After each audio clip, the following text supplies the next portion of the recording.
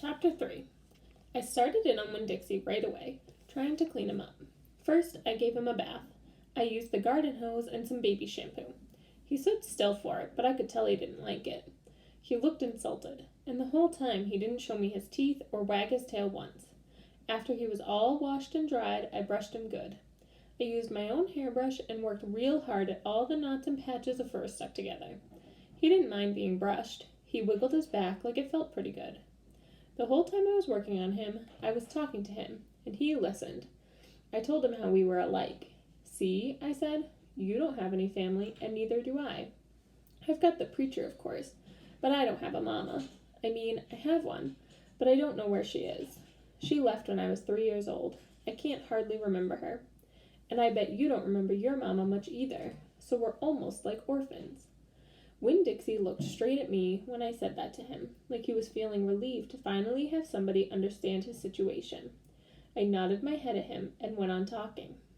I don't even have any friends, because I had to leave them all behind when we moved here from Watley. Watley's up in North Florida. Have you ever been to North Florida? Winn-Dixie looked down at the ground, like he was trying to remember if he had. You know what, I said. Ever since we moved here, I've been thinking about my mama extra hard, more than I ever did when I was in Watley. Winn-Dixie twitched his ears and raised his eyebrows. I think the preacher thinks about my mama all the time, too. He's still in love with her. I know that because I heard the ladies at the church in Watley talking about him.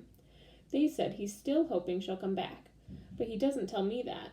He won't talk to me about her at all. I want to know more about her, but I'm afraid to ask the preacher. I'm afraid he'll get mad at me. Winn-Dixie looked at me hard, like he was trying to say something. What? I said. He stared at me. You think I should make the preacher tell me about her? Winn-Dixie looked at me so hard he sneezed. I'll think about it, I said. When I was done working on him, Winn-Dixie looked a whole lot better. He still had his bald spots, but the fur that he did have cleaned up nice. It was all shiny and soft. You could still see his ribs, but I intended to feed him good, and that would take care of that. I couldn't do anything about his crooked yellow teeth, because he got into a sneezing fit every time I started brushing them with my toothbrush, and finally I had to give up. But for the most part, he looked a whole lot better, and so I took him into the trailer and showed him to the preacher. Daddy, I said. He said. He was working on a sermon and kind of muttering to himself. Daddy, I wanted to show you the new Winn-Dixie. The preacher put down his pencil and rubbed his nose, and finally he looked up. Well, he said, smiling real big at Winn-Dixie. Well now, don't you look handsome? Winn-Dixie smiled back at the preacher. He went over and put his head on the preacher's lap.